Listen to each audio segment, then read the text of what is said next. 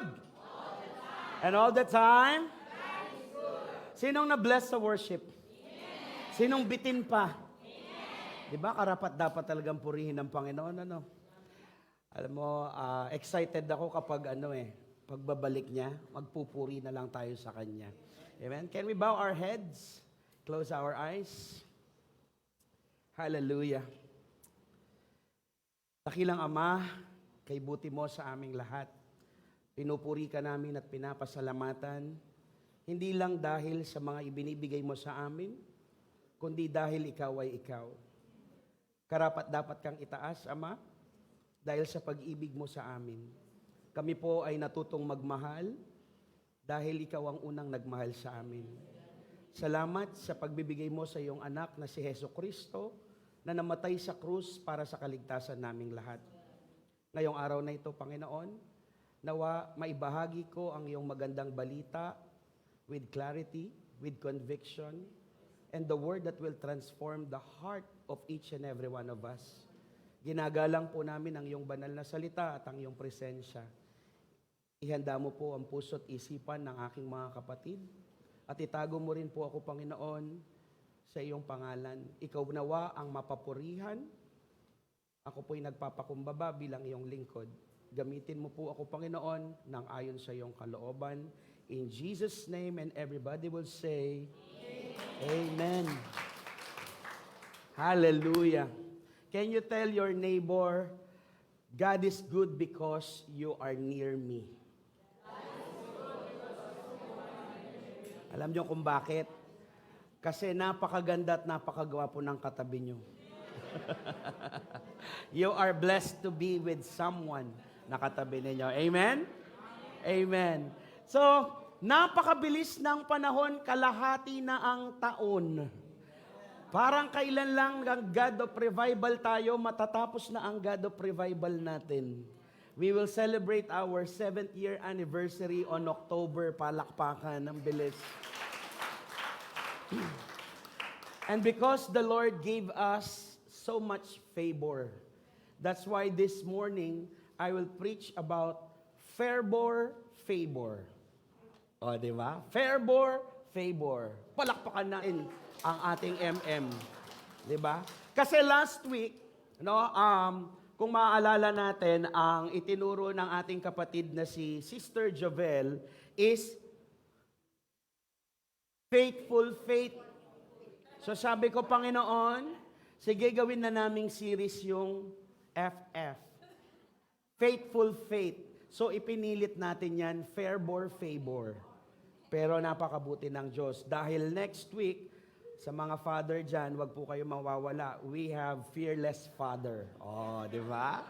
Hallelujah. No, fervor, favor. We are so favored.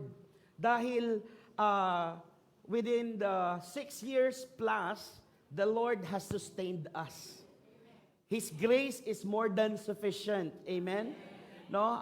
Sino bang mag-aakala na ang Panginoon ipapangyari niya ang lahat ng kung anong meron tayo? It is not just the building, it is not just what we have, it is a bonus. But this church will never be a church without you. Because you are the church. No? At mukhang magdagdag na talaga tayo ng upuan. Hallelujah, hanggang sa dulo. Palakpakan natin ang Lord. No? Magdagdag na tayo, Ate Rosel. Asan ang ating finance? Bili na tayo ng extra para di tayo nanghihiram. Fervor, favor. No? I was moved with the preaching of Ate Jovel of about faithful faith. Kasi hindi lang dapat tayo mayroon pananampalataya, pero we must be faithful with our faith. There are so many people who accepted Jesus Christ as their personal Lord and Savior, but after a while, nanlalamig sila. Hanggang sa tatalikuran nila yung natagpuan nilang pananampalataya kay Kristo. But praise God and tap yourself, you are still here, lalo na sa mga 6 na taon na dito sa church. Well done, self. Because you are faithful. No? But ang pagiging faithful natin, it is not because of our doing, but it is because of the Holy Spirit who is convicting us as well. No, ang kapurihan ay sa Diyos pa rin. And 2 weeks ago, no, umattend kami sa Hope Singapore ng ating conference ng Mother Church natin. It is called Abide. Abide. Can you say abide? No, in Tagalog, manatili o remain, no? Abide in me and I'll remain in you. No, abide ang sabi. Naririnig natin yan, abide. Actually, meron nga akong ano diyan eh. Meron akong bowler to remind me that I must abide in the presence of God. No, it is a reminder na hindi lang kapag conference tayo dapat nag-aalab sa pag-ibig sa Diyos, but all the time. Amen? And on day 1, Pastor Edmond Chan, isa sa mga speaker, sabi niya, abiding is learning the pathway. No, it is not just about your platform. No, the platform, ito yung sphere of influence. Yung impluwensya na pwede mong masakop. But sabi niya, we must focus as well on the pathway. It is where we must be led patungo kay Jesus. No? Dapat ang ating focus ay yung hanggang sa katapusan. We will finish the race that we will reach hanggang sa pagbabalik ni Jesus, kay Jesus pa rin tayo. So we must abide with Jesus. Manatili tayo sa presensya ng Diyos. Pwede ba sabihin sa katabi mo, manatili tayo hanggang dulo.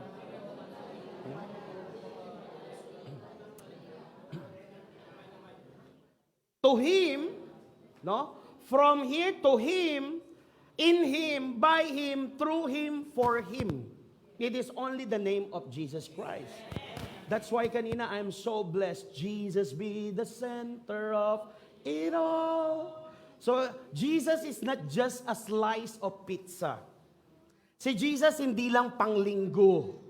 Jesus be the center of it all. Jesus be the center of your life, be the center of your studies, be the center of your work, be the center of your family. Laging kasama si Jesus. That's why we must abide in Him.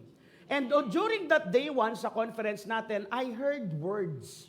No, sometimes, whenever I'm attending conference or kahit sa normal service, I will always ask the Holy Spirit, Holy Spirit, speak to me. Bigyan mo ko ng salita na madadala ko at mabibitbit ko sa puso ko para meron akong gawin. Hindi yung nakinig lang ako ng linggo tapos lalabas sa kaliwa and then I will remain the same for who I am. Walang pagbabago. So that's why on that conference, I received this word, divine alignment. Can you repeat? Divine alignment. Divine alignment is i-realign natin yung relasyon natin sa Diyos. And I have this picture ng isang water pipe. Kapag ang water pipe, halimbawa may alulod, ang water pipe is may connection yun, di ba? Kapag hindi masyadong mahaba, kailangang i-connect. Kapag yun, nawala yung connecta, yung tubig, mag-i-spill. Tama? So, dapat i-realign natin so that it will be fixed, so that yung water flow na nagmumula sa alulod is dumiretso sa baba. Imagine with me, what if this is the blessing of God and you don't have the right alignment with the Father? Sayang yung blessing, sayang yung favor na dapat na tinatanggap natin. May kausap pa ba akong Kristiyano? Ha? Singkilin mo yung katabi mo, uy, maganda to, huwag ka matutulog. No? So, baka ma-misalign ka, maiwanan ka, nandun na sa blessing, nandun ka pa rin sa unang stasyon. No? So, we should have this divine alignment. And I asked the Lord, God, how can I realign myself with you? How would I know na naka-align ako sa kalooban mo sa akin? Then I heard Him saying again, habang ako'y nakaluhod doon sa floor, sabi niya, walk closer to me and walk righteously. Can you tell your neighbor, walk closer to God and walk righteously.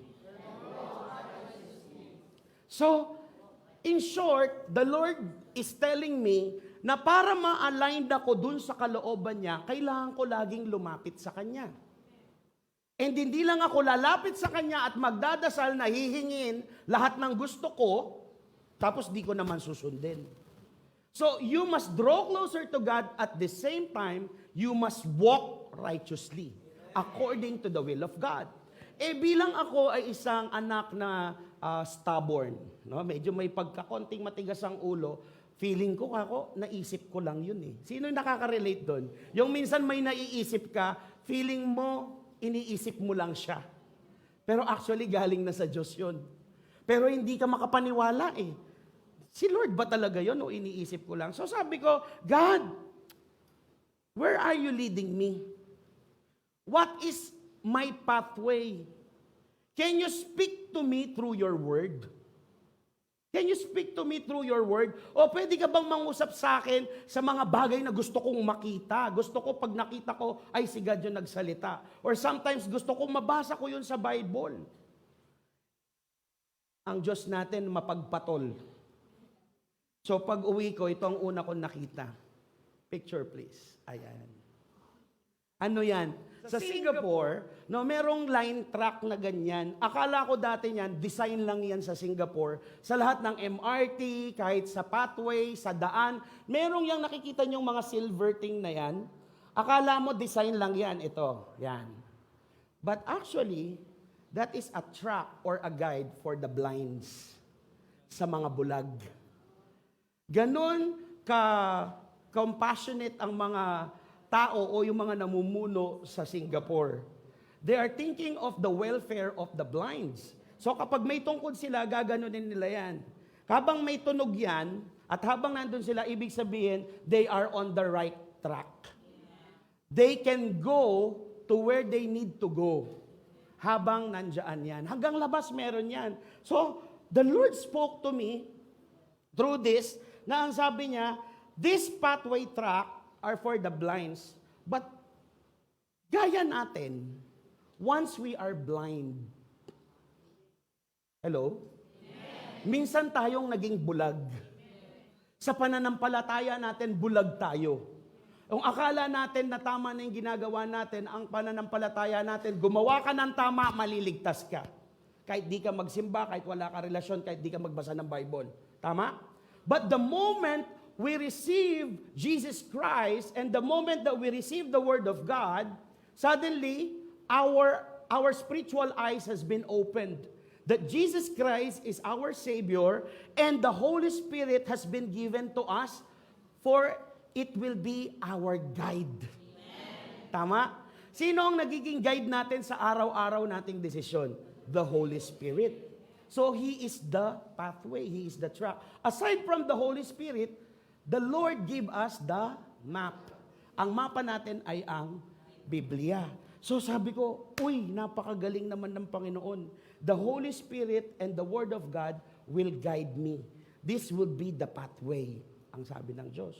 No, we just need to walk closer to God and walk on the pathway that He has given us. And then, it will lead us to Jesus and we will finish the race. Amen? Pathway. So bilang ako ulit, naisip ko lang yan, masyado lang malikot ang isip ko. I still don't believe. Baka nagkataon lang. Lord, ayoko, gusto ko manggaling sa Word of God. Pengi mo nga ako ng Word. Di ba? Di na kontento. Pengi mo nga akong Word of God, sabi ko. And then the Lord showed me this next picture. It's a building. Ano nakikita nyo dyan? 617. Pagtingin ko, sa dami ng building, sa dami ng numero, dyan na ako na-focus, 617. And it is a building. Then the Lord told me, Lucky, I will build you through my name. Look at Isaiah 61:7. I heard it in my spirit. So dali-dali ko siyang binuksan. At ang sa Isaiah 61:7, ang nakalagay dyan ay, paki-jump natin sa Isaiah 61:7, Loren. Ano bang nakalagay dyan? Lord, kung ako ba ay lalakaran ko ang pathway, kung lalakad ako doon sa binigay mong guide, ano ba ang magkakaroon ako? Can we all read together? Sabi niya, instead of your shame, you will receive a double portion. And instead of disgrace, you will rejoice in your inheritance, and so you will inherit a double portion in your land, and everlasting joy will be yours. Oy, very good. Hindi lang sa akin yun. You can also take this. This is also yours. Akin yan, Lord. And when I read it from the book, I know the moment I've read it, yes, Lord, naniniwala na ako. Akin talaga tong favor. Akin talaga tong double portion of favor. In Jesus' name, akin na akin to, Lord. Ano nga ba yung favor? Siyempre, nag-google din ako. Kasi bigla ko naisip yung favor. Parang minsan kasi, may mga pumapasok na words sa akin, I don't even know it. So, kailangan kong i-google. Naalala nyo, one time Holy Spirit encounter, no? Na-receive ko kay Lord is yung, kay Ma'am Wilma? Scoliosis. I don't even know that. But when we pray for that scoliosis, Ma'am Wilma has been healed.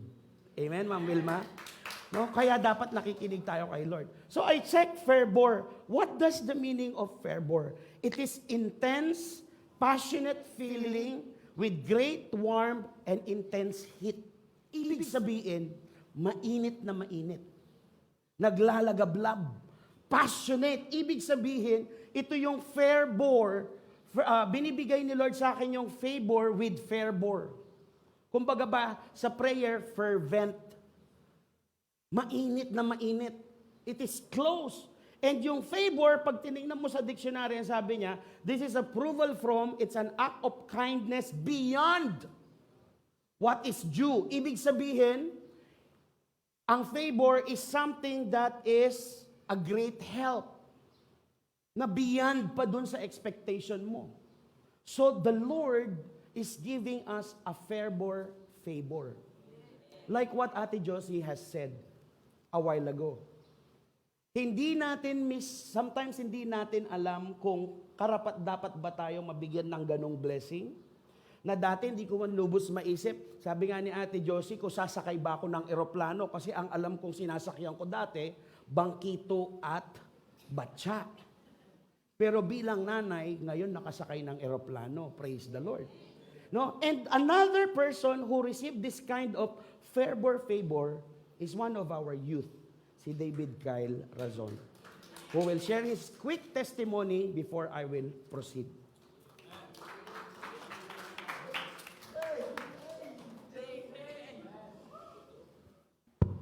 Good morning, church. Amen. So, nandito po ako ngayon para magpatotoo that our God is a God of favor. Amen. So, as you all know po, galing kami Singapore last 2 weeks ago. So, yun. Who would have thought, di ba, na makakasama ako sa Singapore? Out of these people na mas magaling sa akin, na mas may alam, na mas marunong sa akin. But the favor of God is lagi nandyan para sa atin, di ba? So, isa ako sa napili para umattend sa Abide Conference. So, doon, nung nasa airport na kami, kwento ko lang, sa immigration, di ba? 4 po kami na hold. Si Tita Josie, ako, si Ate Rona, and si Ate Apple. So, sila pastor, nakapasok na yung iba naming kasama. Tapos, parang 40 minutes na lang, magbo-boarding na kami. Sasakay na kami. Then, nandun pa rin kami, nagpipila, tapos ine-interrogate kami sa immigration. So, parang kami, nasa isip namin, yung iba kinakabahan na, baka hindi na matuloy. Ganyan. Pero sila pastor, nag-intercede na pala sila doon. Si Lloyd naglilid na ng worship sa kabilang side dahil sila nakapasok na. So yun, yung nasa isip ko noon ng mga oras na yun, God, yung will mo na lang yung matsunod. Kung ayaw mo akong pumunta doon, yung will mo pa rin. Kagustuhan mo yun, God, kung ayaw makapunta doon. Pero because of the favor of God, yun, natuloy ako, na-receive ko yung grace niya na napakasarap because the grace of God is sufficient, di ba? And yun na, nasa Singapore na ako, then marami tayong takeaway, di ba? Na-bless kayo. Nanood kayo, di ba guys? So, ayun. Yung nag-speak sa akin doon sa buong conference simula day 1 hanggang day 2 is yung obedient. Diba? And yung compassion natin sa mga... So, yun po yung nag-speak sa akin the whole service. Then, share ko lang din yung sa yung mga bags. Namili kami ng mga bags. Diba? Mga chocolate. May mga dala kaming chocolates na namili kami para pasalubong. Tapos, ako yung may bitbit nung isa, mga worth 50 SGD yata yun. 50, mga 2,200 sa pera natin. So yun, umupo muna kami, naghihintay kami yung bus. Nasa yung picture. Ayan ako. Sarap yung upo ko eh. No? Ito yung bag na dala ko, plastic bag. So, nakasakay na kami ng bus. Hindi ko namamalayan, hindi ko nabitbit yung plastic na dala ko. So yun, nandun na kami sa Merlion, picture. Ganyan. Nag-enjoy na lahat. Napansin ko na lang nung nakababa na kami ng bus. Asan yung plastic ko, Lloyd? Sa akin yata yung plastic. So yan na. Napaisip na kami, chinek na ni Pastor yung picture. Kala namin, naiwan namin sa Apple Store o kaya dyan sa station. So sila ate yan ngayon, binalikan nila, tsaka ni Lloyd, yung plastic bag. And because of the favor of God, nandun pa rin. Because of one prayer, nandun pa rin yung plastic na yun. And share ko lang din guys, kahapon, di ko alam ba't ganito. Yung wallet ko naman yung nawala. Yung wallet ko, nag-live group kami sa Hermosa. Then, yung wallet ko is, pagsakay ko sa motor yata, nalaglag. Tapos, inahanap namin dito, kala ko nandyan. Eh, nandun yung lisensya ko, nandun yung mga ID ko, mga valid ID ko, yung ATM card, nandun din. So, parang, iniisip ko kahit mabalik na lang sana yung lisensya ko eh. Diba? Kasi yun yung mahirap, kumbaga malaking abala yun. Then, pumunta kami ni Ate Yan uli sa Hermosa. Binalikan namin, chinek namin yung daan, ganyan. Tapos pag-uwi ko dito ng gabi, sabi nila pastor na, pag-pray mo na lang, nak. Pag-pray mo na lang, sabi nila Ate Yan. So, habang pauwi na ako, nagdarasal ako sa isip ko, God, pag-uwi ko, pag-check ko sa cellphone ko, merong good news na darating. So, pag-check ko, yung chat ni Kuya Alvin, pwede ba kita yan? Nag-chat si Kuya Alvin na nakuha na pala yung wallet ko. Di ba? Sa isang dasal, nakikinig yung Panginoon natin. Amen. Kaya sabi nga, di ba? Sabi nga ni Lord Matthew, di ba? Ask and it will be given, di ba? Kaya lagi tayong humingi sa Diyos dahil lagi lang siya nakikinig sa atin. Amen. Palakpakan natin si Lord. Ewan ko na lang kung di pa favor sa kanya yon. Amen? Sabi ni David Kyle kanina, sabi niya, ang pinaka natutunan niya is obedience and trusting God. You know, this is the will of God to all of us. The pathway that we must walk closer to Him, magtiwala tayo sa Kanya. Kasi sabi ko nga kay Dale, di mo ba napansin ka ako, in just a span of 2 weeks, pinakita sa iyo ng Lord na yung akala mong imposible, nagiging posible. Imagine ninyo ang 2 plastic bag na halos 30 minutes na naming naiwanan sa bus station. Binalikan ni Chow Yen pabalik ng... Kasi iikot ang bus kasi sa Singapore, hindi lang gaya ng jeep dito na kahit saan ka dumaan, pwede. Iikot pa yun, pabalik. At pag-ikot nun, praise the Lord, nandun pa yung mga pinamili niya. No? $50 is $50. Palakpakan natin ng Lord. Just one prayer. So, this is an example of a favor. Favor na hindi mo sukat akalain pero binibigay ng Lord sa ating lahat. Sino ngayon ang gusto ng favor from the Lord? Then if you want this, no, in Isaiah 61, sa Isaiah 61:7 na binigay sa akin ng Lord, sabi ko ngayong araw na ito, ituturo ko ang tungkol sa Isaiah 61:1 to 11. Pakita nga natin ang ating title. Ay, hindi ito yun eh. Pinalitan mo, nak? Okay. Kasi, yung sa Isaiah 61:11 na yan, hinighlight ko yung 11:11. Why? Pinalitan. Pinalitan yan. 11-11, nilakihan ko talaga yun. Pinalitan mo, no? O, nangelam. Ayan, nangelam ka. Paluin kita dyan. Intentional yon. Kasi habang ginagawa ko, lakihan mo pa. Ginanyan ko yan 11-11. You know why? Habang ginagawa ko to, nakita ko kasi, ayan, ganyan yan Nilamo ko Merong ibig sabihin yan. Huwag kang dyan. Okay. June ngayon, di ba? Last year, June as well, the entire month of June, hindi ko na nilagay lahat, pero bigyan mo ako ng isang picture, Lauren. Yung 11-11, yan. I always see this 11-11. Kahit saan. The entire month of June last year, na-save ko sa phone ko, habang ginagawa ko tong Isaiah 61:11-11, the Lord just reminded me that last year ko pa hinanda yung double portion mo. Hinahanda ko last year. And double portion, 11-11. Double 11. And the meaning of one is infinite. 11-11. Imagine mo, binalik ako ni Lord dun sa last year, June 20, ayan example lang yan June 23 yan, 11-11. Marami pa akong sample dito, ini-screenshot ko. Kasi sometimes, nagiging aware ako sa mga ginagawa ng Lord sa buhay ko Kahit numbers, kahit sinave ko to. And then if you will notice, itong sang picture na to, isa sa mga araw dun sa conference, alam mo yung sa escalator ka paakyat, the Lord spoke to me.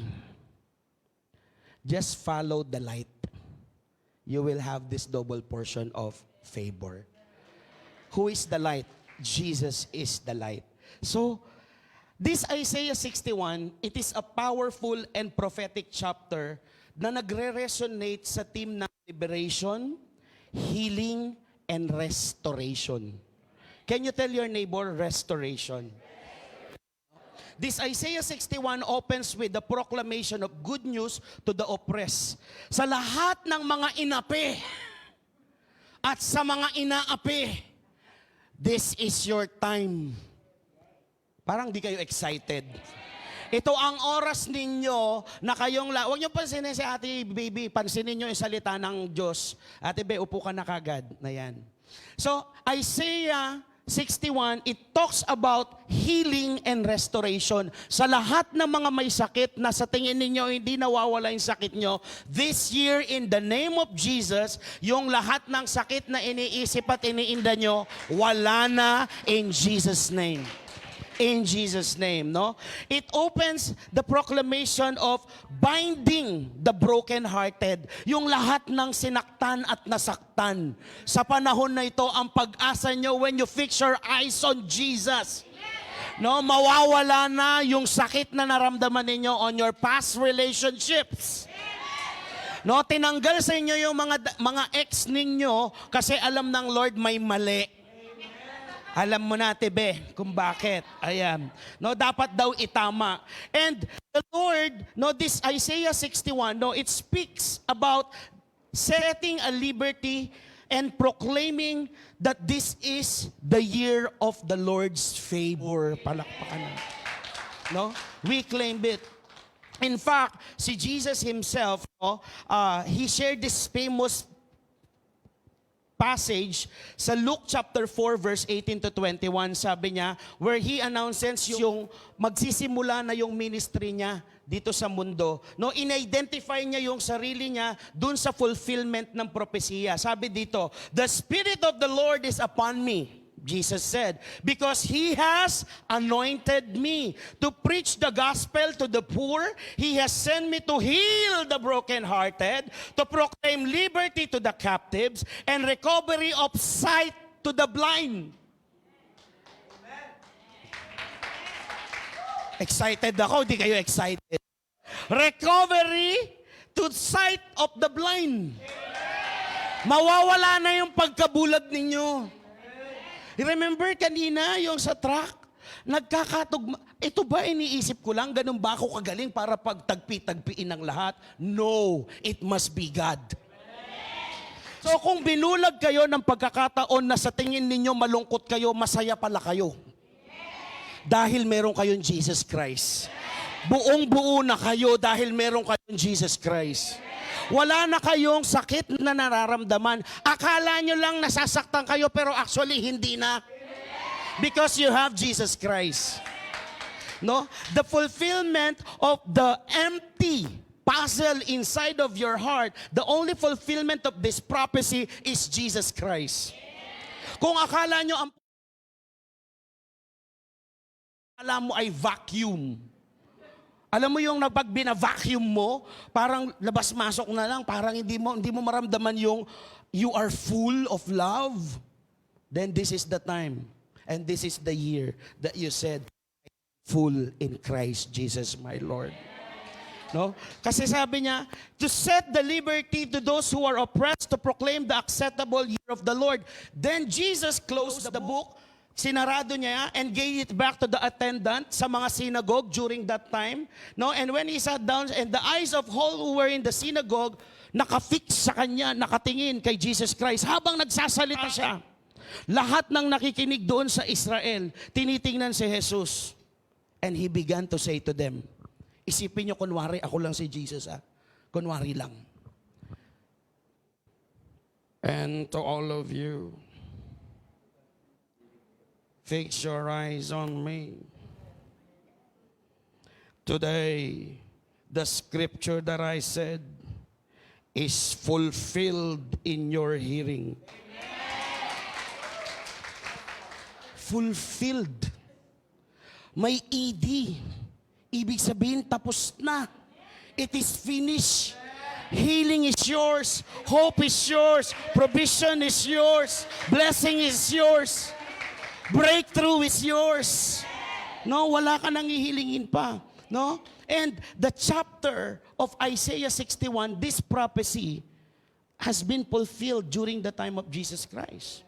But let me just divide this chapter into several key themes. Number one, the anointed messenger.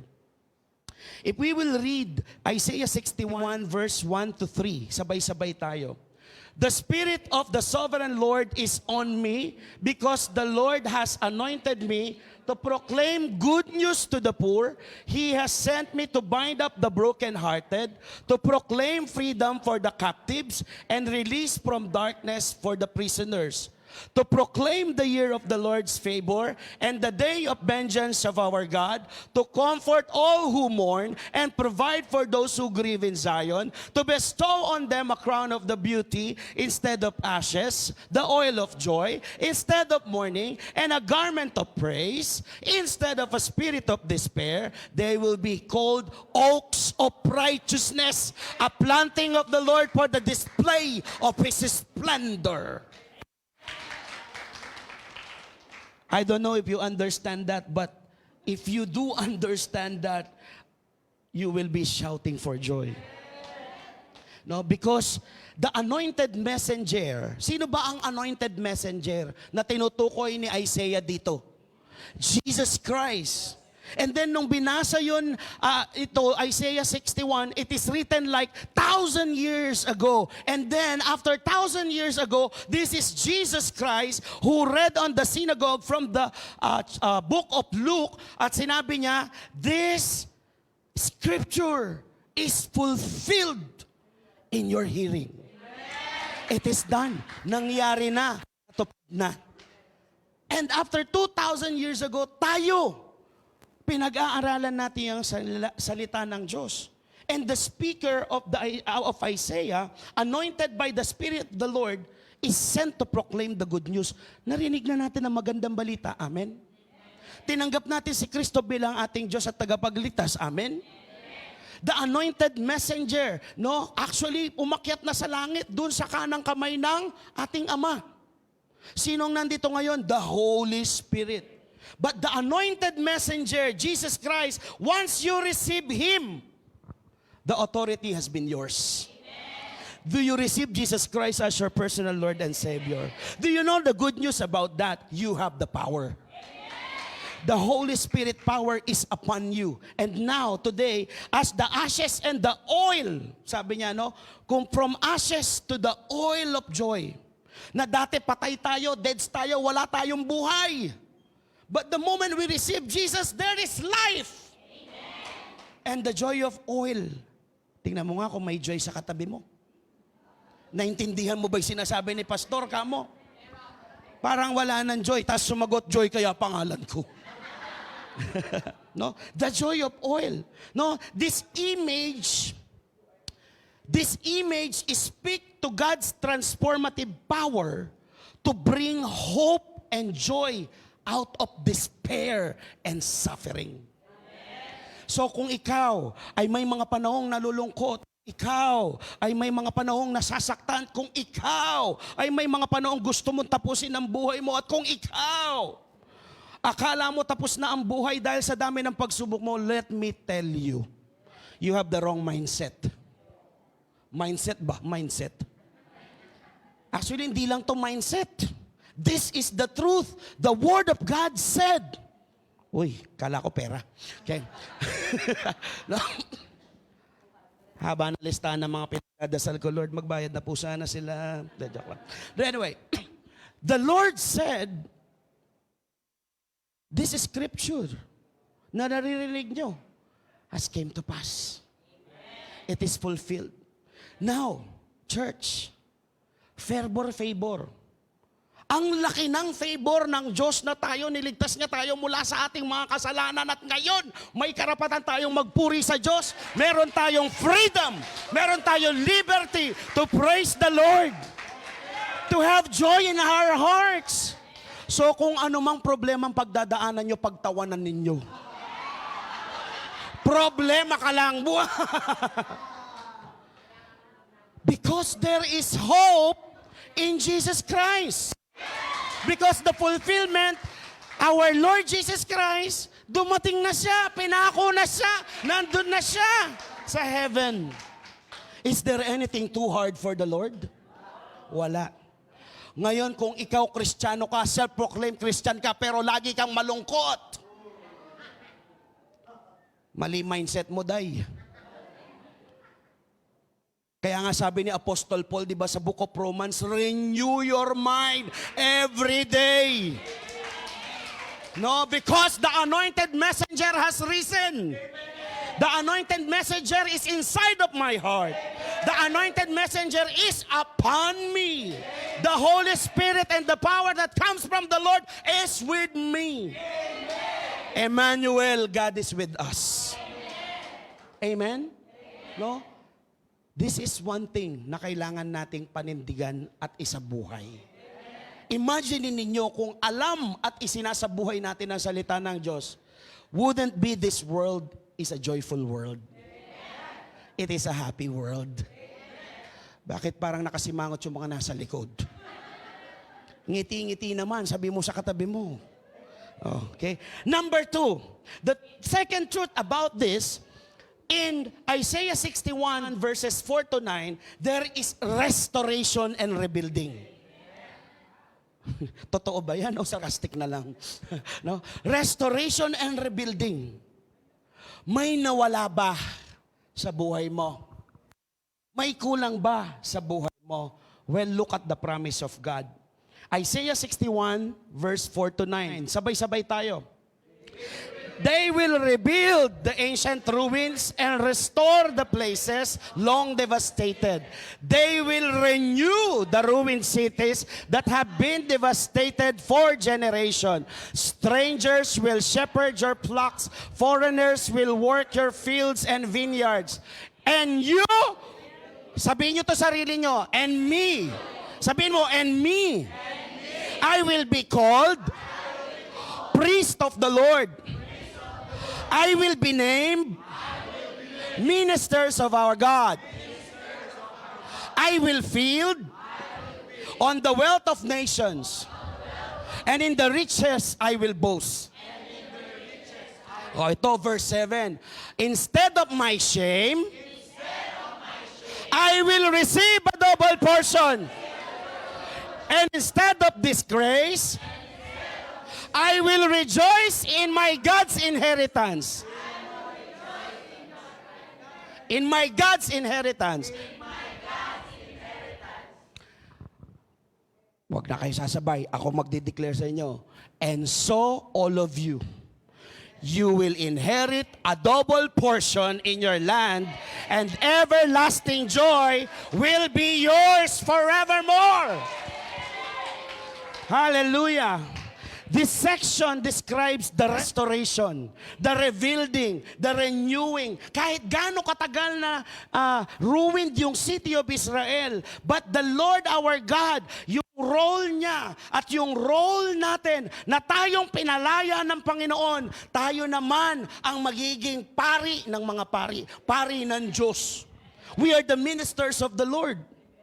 Ang pagkapari o yung pagkaroon ng anointing o yung pag-preach ng gospel doesn't limit for the pastors. Do you know that you receive double portion? Meron kayo. Paniwalaan nyo lang. No? The highlight of the role of our people, tayo yung tinutukoy dito, na tayo yung pinalaya, tayo yung nirestore because of the holy blood of Jesus Christ. We are the one who will rebuild and restore those who are lost. Kasi tayo, we are already rebuilt. We are renewed, not only the physical building in Israel, but the spirituality and the communal restoration. It is already upon us. No, it emphasizes yung covenant relationship natin between God. Na dati, we are separated because of our sin. Pero yung kasalanan natin, lahat hinugasan sa pamamagitan ng anointed messenger that Jesus Christ took them all so that we will be restored to our God the Father. Sino nag-enjoy kanina? Father God, I come into your presence.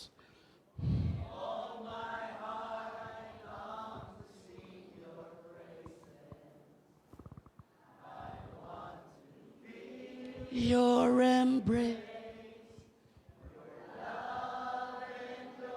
Hallelujah.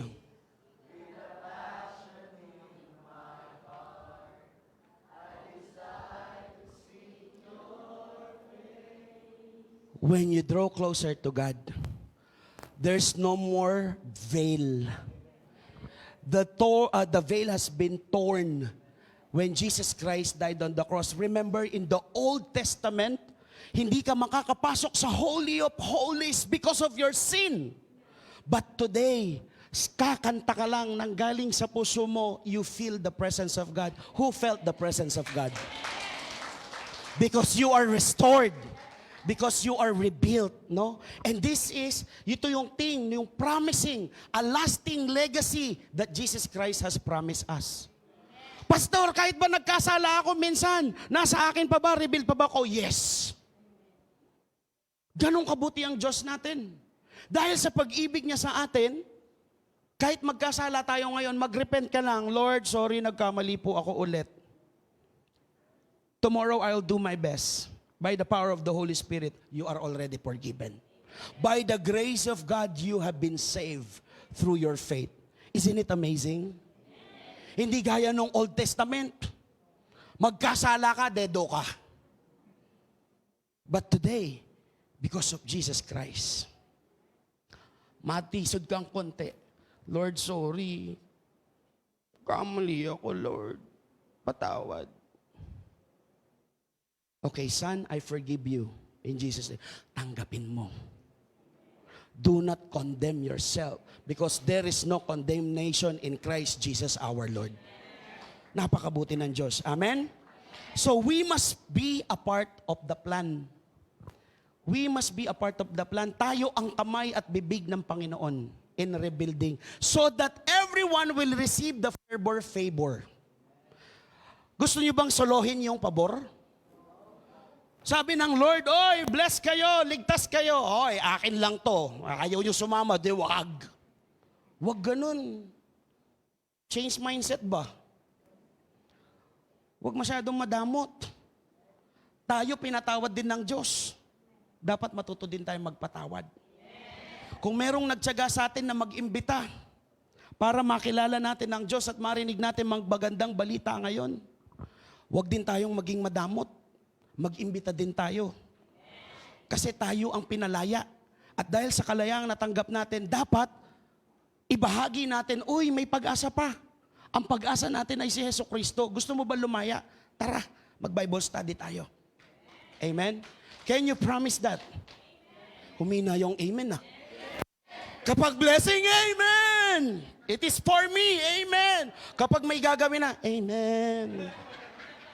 Amen, Lord. Huwag madamot, guys. Diba?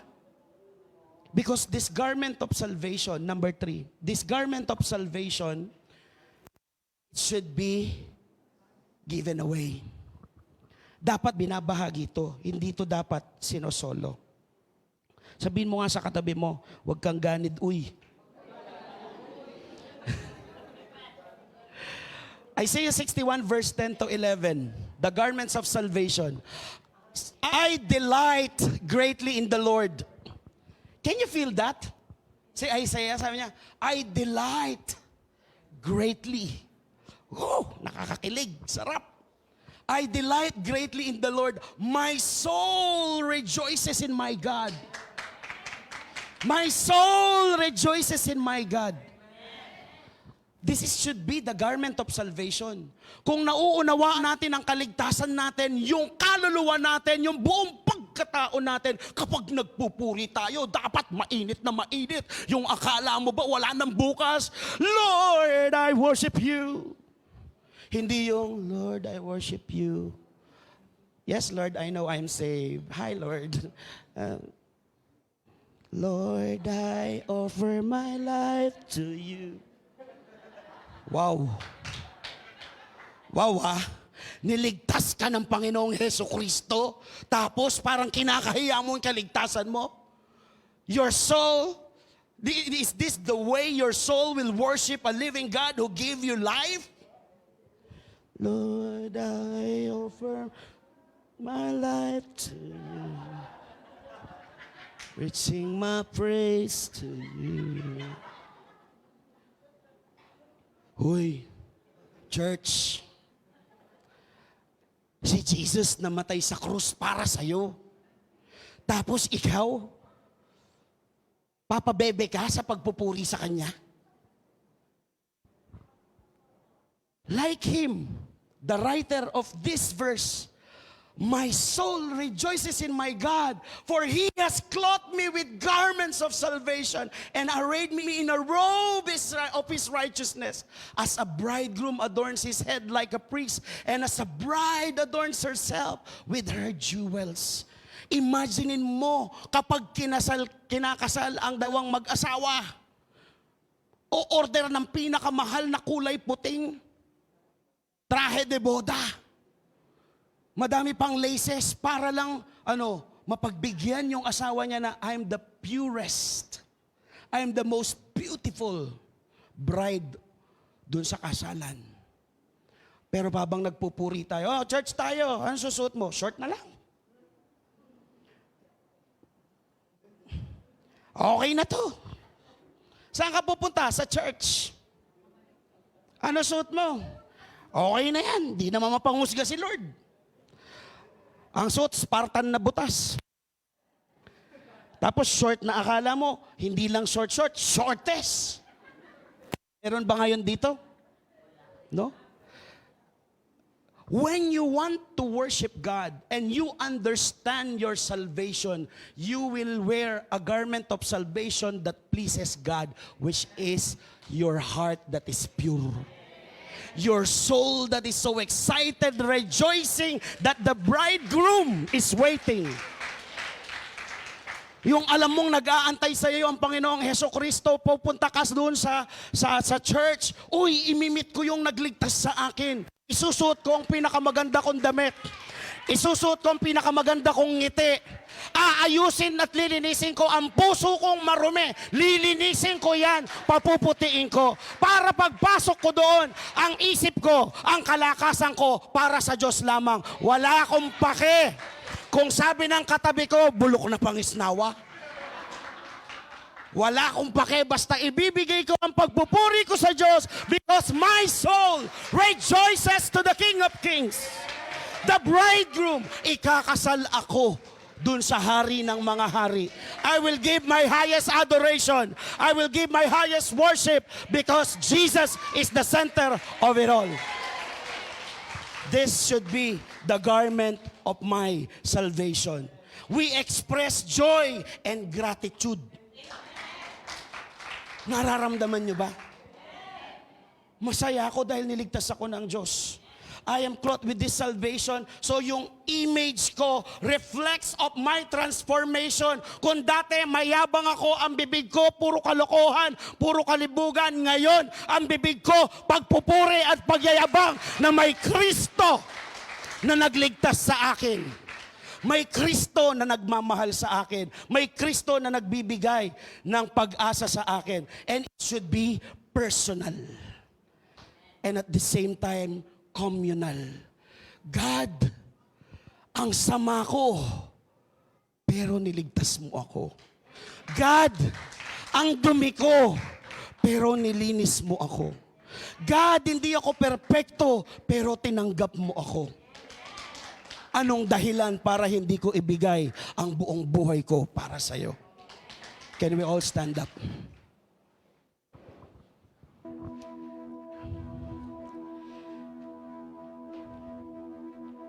If we desire a favor, you must understand the garments of salvation. Miracle happens when we fix our eyes on Jesus Christ. Miracle do happens when we call upon the name of Jesus Christ. Church, make it happen now. Let's make it happen this morning. I want you to close your eyes and think of the things na nagpapalungkot sa inyo. Think of the things that you may lost it. And somehow you are disappointed or frustrated. Or maybe you are praying for healing, pero ang tagal na, paulit-ulit, pabalik-balik. Church, let's turn everything to Jesus. Let's fix our eyes on Jesus. Amen. Ask for the favor of the Lord, because nothing is impossible with Him. There's only one thing that we need to do. Let Jesus be the center of it all.